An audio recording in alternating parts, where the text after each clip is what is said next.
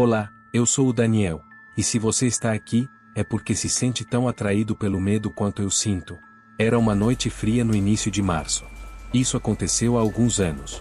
Ele tinha acabado de chegar do trabalho. Eu estava trabalhando até tarde naquela noite, então era quase meia-noite quando entrei pela porta. Eu estava além de exausto. Eu não queria nada mais do que abrir uma cerveja gelada e colocar os pés no sofá. Então, foi exatamente isso que eu fiz. O álcool sempre fica mais gostoso depois de um árduo dia de trabalho. Nem liguei a TV imediatamente. Apenas sentei no sofá com os olhos fechados e os pés elevados, tentando ignorar os pensamentos incômodos sobre o quão estressante era a minha vida. Lembro-me de me sentir frustrado ao mudar de canal porque nada chamou minha atenção.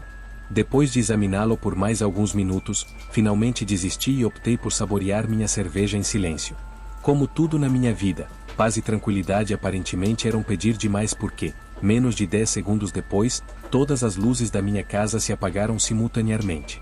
Você conhece aquele som levemente confuso que você ouve uma fração de segundo antes de tudo desligar? Sim, não há nada que eu odeie mais do que ouvir aquele barulho. Por alguma razão, nossa casa tinha tendência a perder energia de vez em quando. Pensando bem, ainda é. De qualquer forma, minha primeira reação foi sair e ver se alguma das casas vizinhas foi afetada. Saí e fechei a porta atrás de mim, tentando preservar o calor que talvez não conseguisse recuperar se não conseguisse restaurar a energia. Já era tarde, mas lembro-me de ter visto pelo menos uma casa no meu quarteirão com as luzes acesas, o que confirmou que a minha casa era o problema. Fechei os olhos e respirei fundo, sabendo que essa dor de cabeça definitivamente arruinaria qualquer prazer que eu esperava resgatar daquela noite.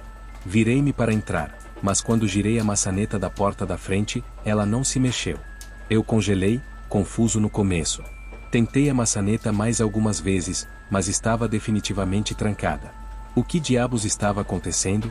Bati na porta e liguei para minha esposa, pensando que talvez ela tivesse acordado sem eu perceber. Não houve resposta. Tentei olhar pelo vidro, mas ainda estava escuro lá dentro. Eu corri de volta. Essa porta também estava fechada. Comecei a entrar em pânico. Minha esposa tinha tendência a deixar as portas abertas, então era estranho que a porta dos fundos estivesse trancada. Corri para a lateral da casa para verificar o interruptor e congelei. Minha mangueira, que eu sabia com certeza estar enrolada, estava na grama, bem embaixo da caixa do disjuntor. A compreensão me atingiu como um trem de carga. Alguém cortou intencionalmente a energia. Sem pensar, corri até a janela mais próxima e olhei desesperadamente para dentro mais uma vez. Desta vez, pude distinguir duas lanternas movendo-se violentamente na escuridão, como se duas pessoas estivessem vasculhando minha casa. Eles eram.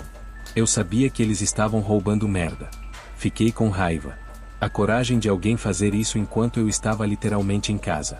Coloquei a mão no bolso para ligar para a polícia, apenas para perceber que havia deixado meu telefone no sofá.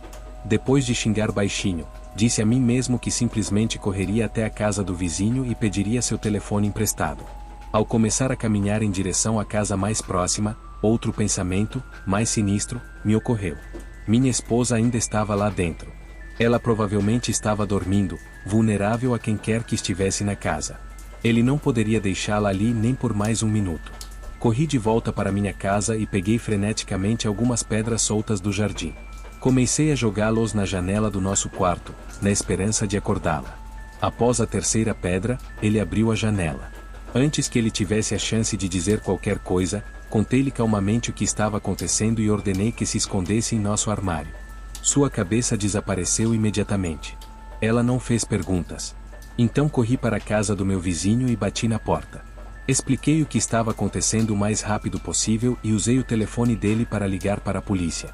Esperei na varanda, rezando para que minha esposa ficasse bem. A polícia finalmente chegou e corri até um dos carros, explicando a situação da melhor maneira que pude. Eles invadiram a casa, mas já era tarde demais. A porta dos fundos estava aberta e quem entrou saiu com muitos objetos de valor para contar.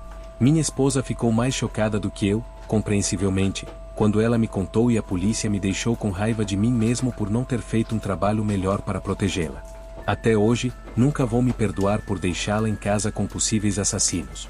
Aparentemente, segundos depois que eu disse para ele se esconder, ele ouviu alguém chutar a porta do quarto. A pessoa entrou na sala e apontou uma arma. Ele ficou ali imóvel por alguns segundos, ouvindo claramente alguém na sala.